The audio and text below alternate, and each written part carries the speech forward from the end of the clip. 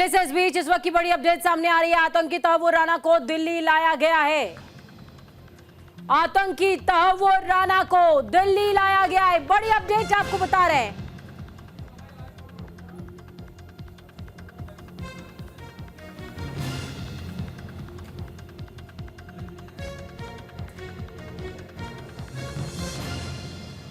तो बड़ी खबर आपको बता रहे हैं दिल्ली से इस वक्त की बड़ी अपडेट।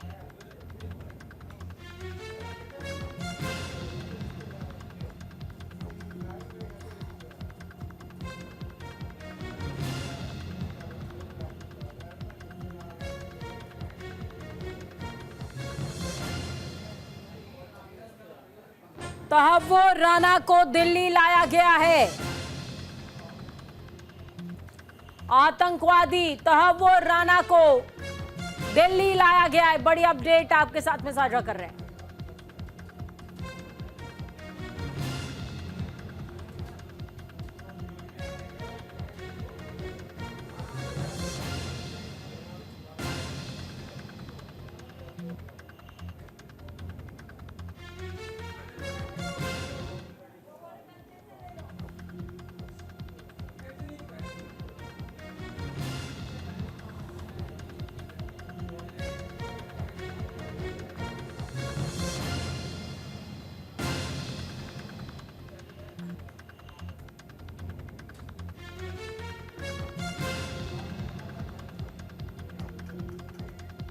एयरपोर्ट की तस्वीरें आपको दिखा रहे हैं। आतंकी तहव्वुर राना को दिल्ली लाया गया है।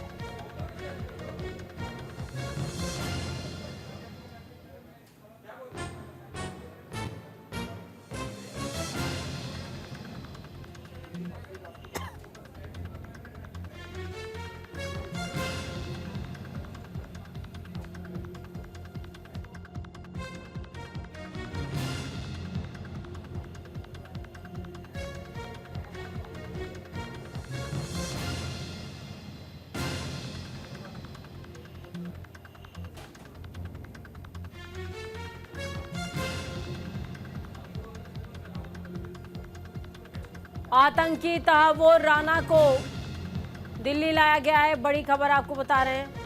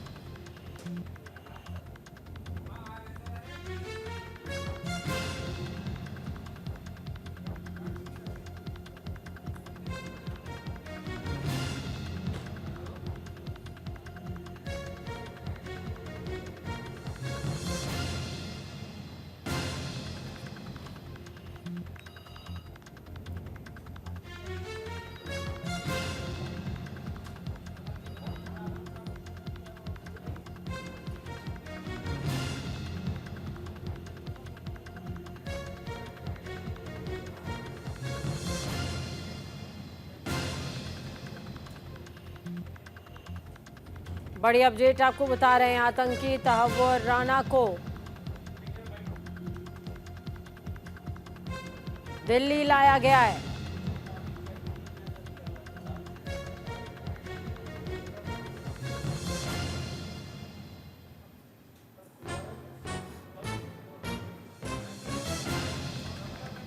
आपको बता दें कि तहव्वुर राना से एनआईए पूछताछ करने वाली है।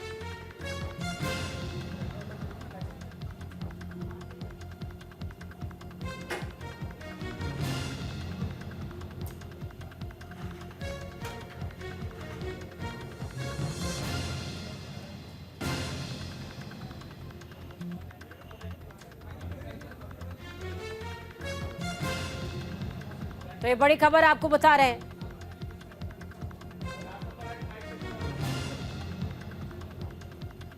तहव्वुर राना जिससे एनआईए पूछताछ करेगी।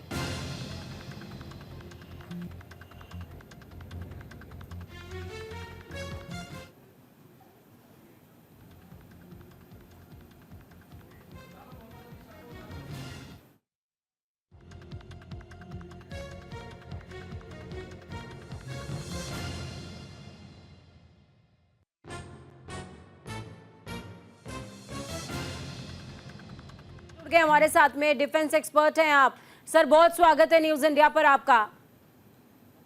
बहुत बहुत सर, आतंकी तहव्वुर राना को दिल्ली लाया गया है, एनआईए पूछताछ करेगी तहव्वुर राना से, इसको आप कैसे देखते हैं और आगे क्या कुछ घटित हो सकता है? बिल्कुल, देखिए तहव्वुर राना से अभी पूछताछ जब की जाएगी तो कई सारे राज सामने आएंगे, कई सारे पोले खुलने वाली हैं। खास तौर से पाकिस्तान की जो अहम भूमिका थी, उनका जो रोल है, उसके बारे में वो एक्सपोज वैसे ही हो चुका था पाकिस्तान पहले, अभी और ज्यादा एक्सपोज होगा।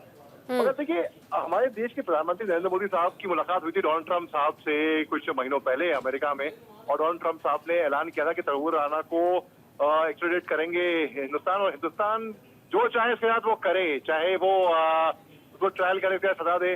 तो मैं इसको फास्ट ट्रैक देख रहा हूँ कि होपफुली ये फास्ट ट्रैक दिखता हुआ नजर आ रहा है मेरे को, क्योंकि justice delayed is justice denied.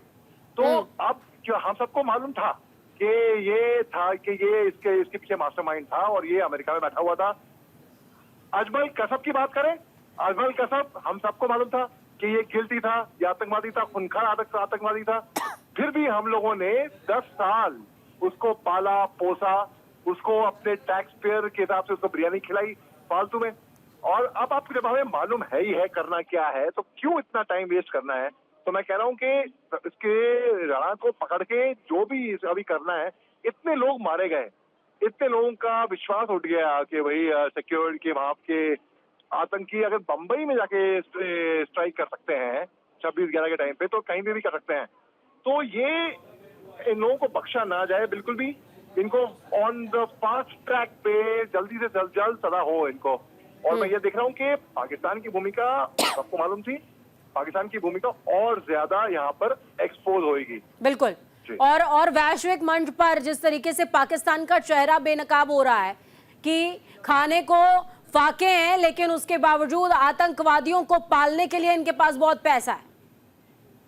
Correct, यही तो बात है। इनके पास खाने को लाले क्यों पड़े हुए हैं? इसलिए पड़े हुए हैं क्योंकि जो भी बचे कुचे पैसे हैं इनके पास थोड़े बहुत, ये आतंकवाद में लगाते हैं बजाय के अपने देश की भलाई करें।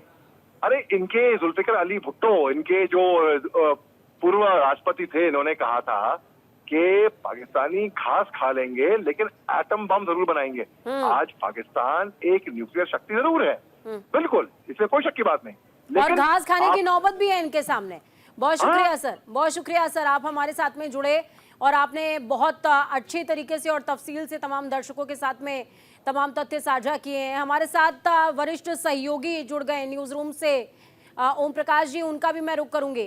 सर, तहव्वुर राना को दिल्ली लाया जा रहा है और डोनाल्ड ट्रंप से मीटिंग के बाद तहव्वुर राना का प्रत्यर्पण जिस तरीके से हिंदुस्तान हुआ है, ये अपने आप में एक खास इनिशिएटिव है गवर्नमेंट का भी, और दो देशों के बीच एक अच्छा इनिशिएटिव है आतंकवाद के खात्मे को लेकर के भी। इसको आप कैसे देखते हैं सर? जी हाँ, बिल्कुल। प्रधानमंत्री नरेंद्र मोदी और डोनाल्ड ट्रंप के बीच में जो बातचीत हुई थी, उसके पहले कि हालांकि उनका मुकदमा चल रहा था प्रत्यर्पण को लेके, लेकिन राष्ट्रपति की मंजूरी मिल गई और उसके बाद उसने फिर कोशिश की थी वहाँ के सुप्रीम कोर्ट अदालत में यहाँ के टॉर्चर का और यहाँ पे जो यातनाएं दी जाएंगी उनका हवाला देकर कि, लेकिन उसके बाद सुप्रीम कोर्ट में ने उसकी अर्जी खारिज कर दी, जिसके बाद ये प्रत्यर्पण हुआ है। अब से थोड़ी देर पहले ही टेक्निकल एयरपोर्ट पालम पे विशेष विमान से वो उतरा है और एनआईए की टीम वहाँ मौजूद है। तहव्वुर राना को वहाँ से एनआईए जो है वो एनआईए की टीम जो है एनआईए की विशेष अदालत में लेके जाएगी, जहाँ से वो रिमांड पे जाएगी। और जो खबरें आ रही हैं, तहव्वुर राना को दिल्ली जो मुख्यालय जो है एनआईए का, वहीं पे रखा जाएगा और वहीं पे उसकी से पूछताछ होगी। अगर जरूरत पड़ती है तो चूंकि ये मुंबई का है, तो तहव्वुर राना को मुंबई भी ले जाया जाएगा और वहां भी उससे पूछताछ की जाएगी, रेकी कराई जाएगी। जिन जगहों पे तहव्वुर राना ने रेकी की थी, जहां जहां उसने आतंकियों को फैसिलिटेट किया था, होटल में ठहराया था, टिकट की बुकिंग कराई थी, या जिस तरह की भी उसने मदद की थी, उन सभी जगहों पर पुलिस बारी बारी से उनको एनआईए की टीम जो है लेकर जाएगी, वहां से सबूत इकट्ठे करेगी, उनसे पूछताछ करेगी। और संभव है कि इस दरमियान कई नामों का खुलासा हो सकता है, कई ऐसे नाम भी जोड़ सकते हैं, लश्कर तैयबा के सरगनाओं का नाम जोड़ सकता है, जो वहाँ की पाकिस्तान की जो सेना है, वहाँ के अधिकारी जो हैं, कैसे उन्होंने इस पूरे मिशन को गाइड किया, कैसे ट्रेनिंग दी, कैसे कैसे इसकी षड्यंत्र की रचना हुई, उन सभी बातों का एक नए सिरे से फिर से खुलासा होगा और कुछ नई जानकारियां सामने आ सकती हैं। तो अभी जो ताज़ा अपडेट यही है कि तहव्वुर राना जो है वो भारत आ चुका है, एनआईए की टीम उसको लेकर अब मेडिकल कराएगी, मेडिकल के बाद उसको कोर्ट में पेश करेगी विशेष बिल्कुल। अदालत में। सर और देखिए, उसके बाद उससे अब पूछताछ हम सभी जानते हैं कि पाकिस्तान से विशेष कनेक्शन है तहव्वुर राना का, और पाकिस्तानी आतंकवादियों ने जिस तरीके से अपना रोल मुंबई हमले के दौरान पूरा एक छाप छोड़ी हिंदुस्तान के जहनो दिमाग में, और सिर्फ हिंदुस्तान ही नहीं बल्कि विश्व में भी आतंकवाद की एक छाप छोड़ने का काम किया था। लेकिन तहव्वुर राना का जब प्रत्यर्पण अब दोबारा हुआ है, हिंदुस्तान में एनआईए पूछताछ करेगी, रैकी होगी, तमाम चीजें जब ये गतिविधियां चल रही होंगी तो बार बार वैश्विक मंच पर पाकिस्तान एक बार फिर से सुनाई देगा। और लेकिन इस बार जब पाकिस्तान सुनाई देगा तो उसके साथ आतंकवाद भी दोबारा सुनाई देगा। इससे पाकिस्तान की छवि को कितना डेंट आने वाला है। और दूसरी बात, पाकिस्तान की छवि को डेंट आने से जो पाकिस्तान के हिमायती बनते हैं, फिर चाहे वो हम चाइना की बात कर लें और भी देशों की बात कर लें, उनकी छवि को कितना डेंट आने वाला है। नहीं, डेफिनेटली देखिए, जब भी इस तरह की चीजें होंगी और जब पूछताछ होगी और कुछ ऐसे नामों का खुलासा होगा और भारत जब उनको अंतर्राष्ट्रीय मंच पर उठाएगा, चाहे वो यूएन में हो, बार बार लगातार भारत की ओर से कोशिश रहती है यूएन में या दूसरे अंतर्राष्ट्रीय मंचों पर कि जो भारत के आतंकवादी हैं जो अलग अलग देशों में पनाह लिए हुए हैं या अलग अलग देशों से भारत में जो गतिविधियां चला रहे हैं, आतंकी गतिविधियां, या यहाँ के संगठनों को जो मदद कर रहे हैं, उन सबको टेररिस्टों की सूची में डाली जाए। आपको याद होगा कि भारत ने कई बार इस तरह की कोशिश की है, जो पाकिस्तान के जो कई सारे जो आतंकी संगठन हैं, उनके जो आका हैं, उनका नाम उनको अंतर्राष्ट्रीय जो आतंकी हैं उनकी सूची में डाला जाए, लेकिन चीन के वीटो के कारण वो नहीं हो पाता है। लेकिन इस बार कुछ ऐसे सबूत जरूर मिल सकते हैं, पूछताछ के बाद ऐसे कुछ नामों का जरूर खुलासा हो सकता है, जिसके बाद भारत फिर से अपनी वो कोशिश करेगा कि जो आतंकी हैं जिन्होंने भारत में आतंक फैलाया हुआ है या भारत में आतंक को पनाह दे रहे हैं या मदद कर रहे हैं आतंकीवादी गतिविधियों को, उन सबका नाम उजागर हो और अंतर्राष्ट्रीय स्तर पर उनको आतंकवादी घोषित कराया जाए।